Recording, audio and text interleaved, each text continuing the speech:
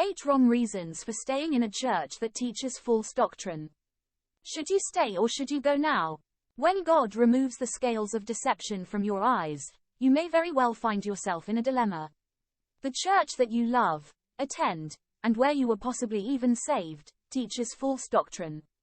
False doctrines such as word of faith, dominion theology and many others are working their leaven in the visible church. Furthermore, accompanying these false doctrines are false practices and manifestations. You are torn in two. Should you leave? Or should you stay and attempt to navigate the spiritual minefield that you find yourself in? Perhaps try to fix things, or be a light. Number 8. There is no alternative nearby. This is a reality for some, and it's not just a problem for those leaving a particular church. People live in isolated areas all over the world and others live in communities with hardly any believers. Using the no alternative argument to remain in a church that teaches false doctrine is choosing to support a false teacher. At times, we are simply not aware of any alternative churches because we are still looking for a denomination or movement that we are familiar with.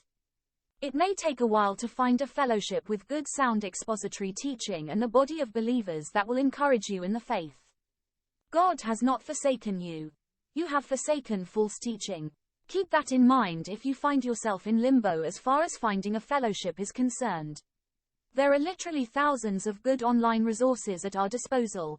Not having a home church is not the same thing as not growing in your faith. Study the Word of God, pray, and if possible find fellowship with others who may be in the same predicament.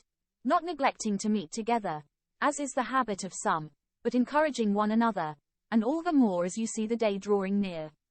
Hebrews chapter 10 verse 25.